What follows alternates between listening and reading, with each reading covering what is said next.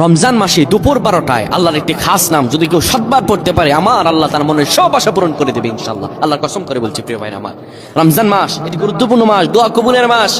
রমজান শাহরুর রমাদান, এই যে রমাদানে আল্লাযী উনজিলা ফিল কোরআন, আমার আল্লাহ কোরআন নাযিল করেছেন। সুবহানাল্লাহ, কোরআন নাযিলের মাস রমজান মাস।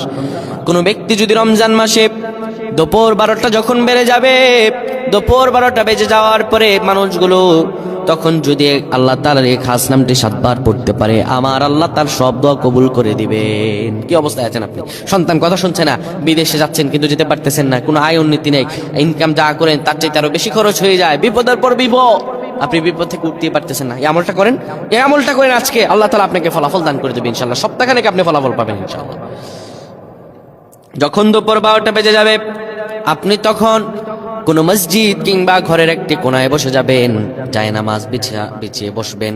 এরপরে আপনি 10 বার দুরূদ শরীফ পড়বেন। এরপরে আপনি 7 বার পড়বেন আর রহমান আর রহমান আর রহমান। এরপরে আবার 10 বার দুরূদ শরীফ পড়বেন, 3 বার ইখলাস পড়ে আল্লাহ তাআলার কাছে দোয়া করবেন। এইভাবে যদি দোয়া করতে পারেন, আমার আল্লাহ তাআলা আপনার সব দোয়াগুলো কবুল আর মঞ্জুর করে নিবেন।